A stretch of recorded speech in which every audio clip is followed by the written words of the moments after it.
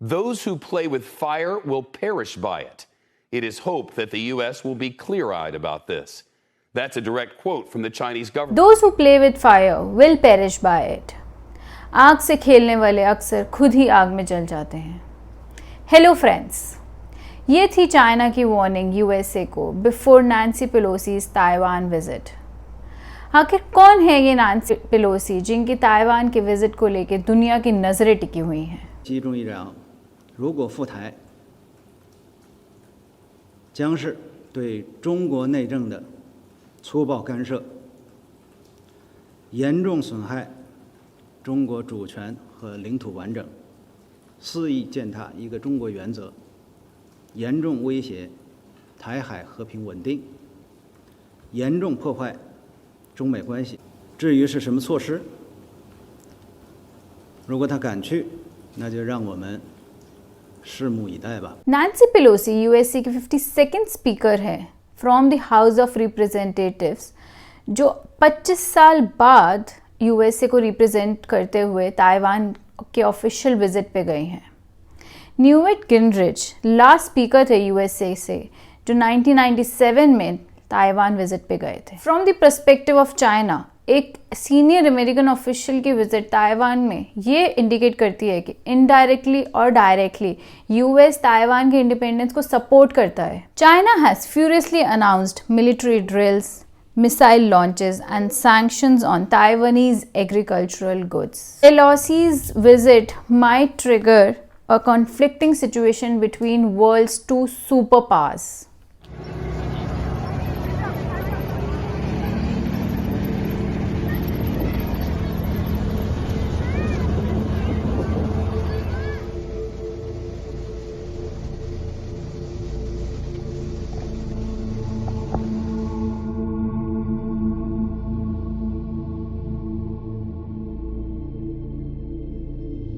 सारी वार्निंग्स को इग्नोर करते हुए नैंसी पेलोसी 2 अगस्त को ताइवान लैंड कर चुकी हैं अपनी ऑफिशियल मीटिंग के लिए ताइवानीज प्रेसिडेंट के साथ. आखिर क्या कारण था नैंसी पेलोसी की ताइवान विजिट का? 82-year-old पेलोसी की ताइवान विजिट एक ब्रॉडर पैसिफिक ट्रिप का पार्ट है जो सिंगापुर, मलेशिया, साउथ कोरिया और जापान भी इंक्लूड करता है. इस पैसिफिक ट्रिप का ऑब्जेक्टिव है mutual security, economic partnership and democratic governance है. चाइना और ताइवान के बढ़ते कॉन्फ्लिक्ट्स और रशिया और यूक्रेन की चल रही वॉर को नज़र में रखते हुए पेलोसी ने अपनी ताइवान विजिट पे एक ट्वीट किया. By travelling to Taiwan we honour our commitment to democracy, reaffirming that the freedom of Taiwan and all democracies must be respected. What was the reaction of US military and media on Speaker's visit to Taiwan? USA President Joe Biden ने publicly admit किया कि according to US military, higher official visit to Taiwan at this point of time is not a great idea. वो भी तब जब China president Xi Jinping अपनी 3rd term की तैयारी कर रहे हैं. Joe Biden appeared to be in the mood to get Pelosi's scheduled visit postponed, if not cancelled. Biden said on Wednesday that US military officials believe it's not a good idea for House Speaker Nancy Pelosi to visit Taiwan at the moment. Here's what the president said. Well, I think that the military thinks it's not a good idea right now, but I don't know what the status of it is. New York Times author Thomas Friedman ने इस visit को describe किया utterly reckless, dangerous, irresponsible. ये argue करते हुए कि एक नाम के विजिट से कोई ताइवान प्रॉस्पेरस या सिक्योर नहीं हो जाएगा, बल्कि इस विजिट के कारण कहीं यूएस अपने इनडायरेक्ट कॉन्फ्लिक्ट्स ना कर ले दो आर्म्ड सुपर पावर्स के साथ, रशिया और China at the same time. आपने यहाँ तक अगर वीडियो देखी है तो please support us. Like, share and subscribe. What is USA stance on Taiwan and China's conflict? One China policy.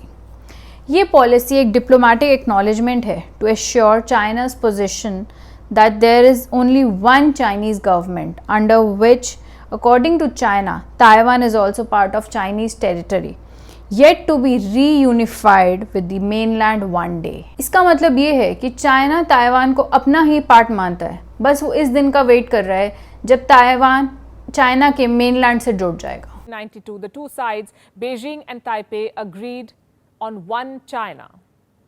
But the problem is, it was a verbal consensus, and its interpretation varied. First, let me tell you the Chinese Communist Party's version. One China means the two sides of the strait belong to one China, and this China is ruled by Beijing, and they'll work together to seek national reunification. This is Beijing's view.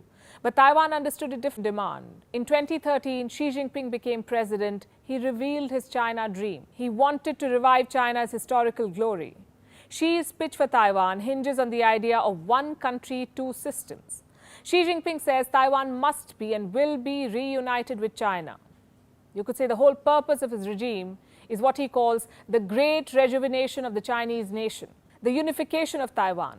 And Xi wants this done by 2049. Because that is when the People's Republic of China will celebrate its 100th anniversary, 2049. And he wants to be China's greatest leader, and for that, he must take Taiwan. Under Xi Jinping, China has forced countries to shun Taiwan, to stick to the one China policy, to set up embassies in China, not in Taiwan. Companies have been asked to list Taiwan as a part of China on their websites. What is China's basis for claiming Taiwan? One, history. Two, the 1992 consensus. USA भी इस policy को acknowledge करता है और इस policy के under China के साथ ऑफिशियल टाइज रखता है। इस पॉलिसी के अंडर यूएसए कोई भी फॉर्मल या ऑफिशियल टाइज ताइवान के साथ नहीं रख सकता है।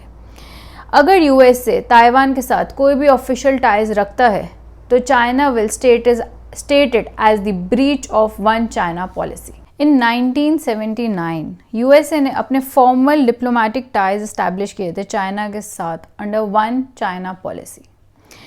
कॉन्ट्राडिक्टरी यूएसए ने सेम ईयर में 1979 में ताइवान के साथ ताइवान रिलेशंस एक्ट भी साइन किया था, जिसमें ये स्टेट किया था कि ताइवान को कभी भी अगर यूएस की हेल्प चाहिए होगी किसी भी पॉइंट पे तो यूएस हेल्प करेगा उसकी। ताइवान रिलेशंस एक्ट में ये प्रॉपर्ली मेंशन नहीं था कि यूएसए डायरेक्टली मिलिटरीली इन्वॉल्व होगा चाइना और ताइवान के बीच में अगर कभी भी वॉर लाइक सिचुएशन आती है तो।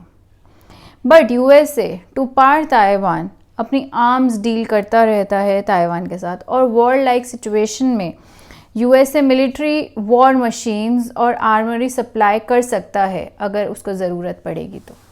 Status of Taiwan as a country in the world. Taiwan के पास अपनी डेमोक्रेटिक गवर्नमेंट है, ताइवान के पास अपना फ्लैग है, ताइवान के पास अपनी मिलिट्री है, लेकिन आज भी 2022 में भी सिर्फ 13 कंट्रीज़ हैं जो ताइवान को इंडिपेंडेंट और सॉवरेन कंट्री मानती है। In the eyes of United Nations also Taiwan is not recognised as a separate independent country. इससे खुद एक सुपर पावर होते हुए अपने सपोर्ट से कभी भी एक वॉर लाइक सिचुएशन क्रिएट कर सकता है, just like Russia Ukraine conflict. यहाँ यूक्रेन नेटो सपोर्ट के लिए अमेरिका से प्लीड कर रहा था और रिपीटेडली रशिया वॉर्न कर रहा था, resulting in Russia invading Ukraine और रशिया यूक्रेन वॉर। इसी तरह अगर इस सिचुएशन में भी यूएसए ने अगर ताइवान को सपोर्ट किया तो चाइना ताइवान इन्वेजन हो जाएगा, इनएविटेबल वॉर। अगर आपको हमारी वीडियो अच्छी लगी हो please like, share and subscribe. Thank you.